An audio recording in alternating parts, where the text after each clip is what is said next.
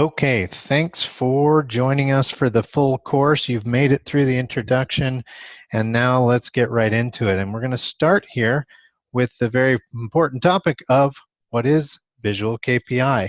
So Visual KPI is software used by some of the world's leading operationally driven companies. That's done for data visualization, for real-time monitoring, for alerting, for operations and performance management, etc. Some of the things that our customers have in common, some use extremely high frequency data. Some are very operationally intense, meaning they may have high safety or high security environments, everything from nuclear power to oil refineries to monitoring of satellite broadband to manufacturing, mining, etc.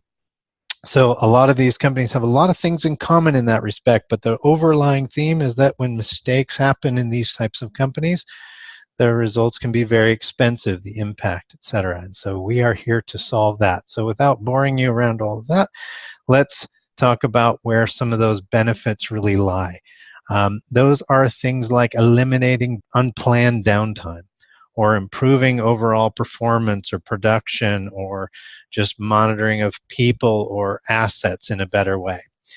Minimizing risk or eliminating the need for emergency maintenance or watching of predictive or leading indicators to stop problems before they become more extensive. Or once there are problems, things like crisis management.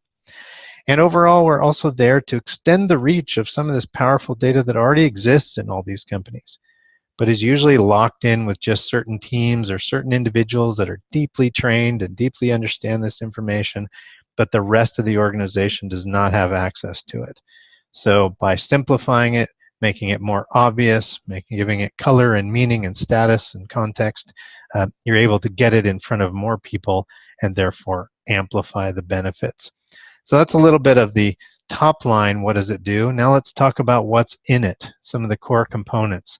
So Visual KPI reads data from many data sources in real time without moving that data. So it's one of its unique attributes is its ability to aggregate multiple data sources on the fly, again, without moving that data into a new master source of data that you have to manage and maintain. Makes it a fairly light application and one that doesn't require a massive project or extremely expensive deployment.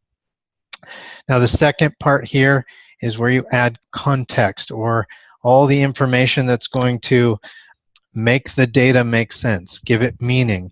And this is where this training is focused. This is where the designer plays in, and also the remote context server, which we'll talk about in just a second.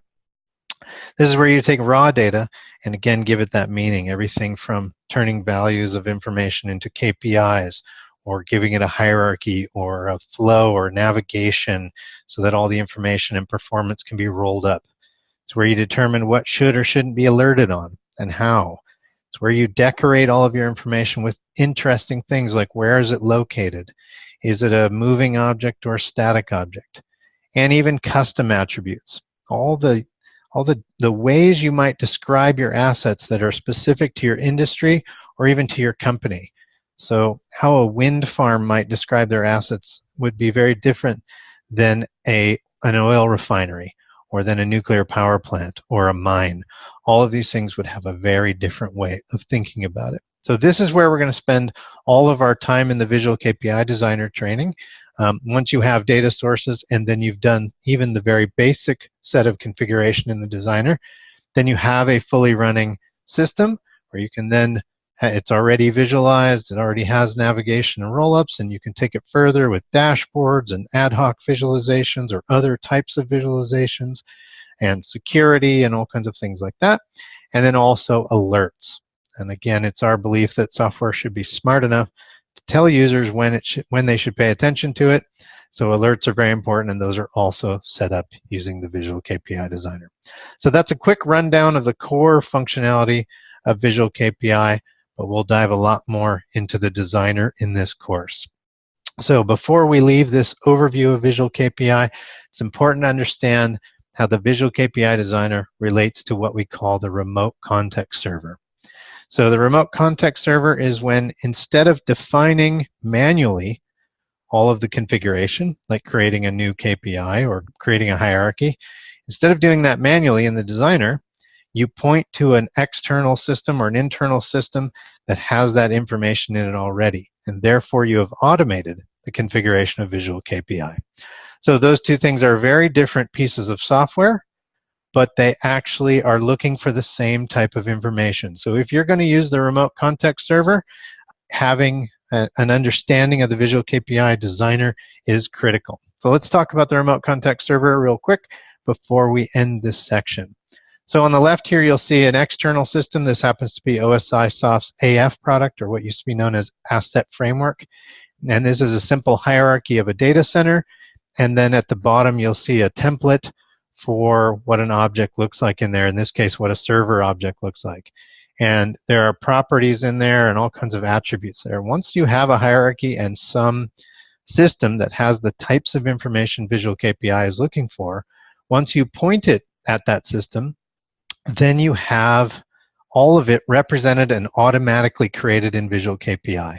And if I were to go move one of those servers to a new part of the hierarchy or change its attributes or even change the attributes of an entire template, all of those changes would be read by Visual KPI, and therefore you'd never have to come over to Visual KPI and do any manual work. All of your master source of configuration would be in that system, in this case AF. But we can do that against a lot of different systems, even systems we've never seen before. So again, just to summarize, you really need to understand the designer to even understand what the remote context server is doing and what it's looking for. So whether you're someone using the designer to manually create a system or whether you're going to automate it with the remote context server, this training should be perfect. So let's dive into the next section and actually get into the designer itself.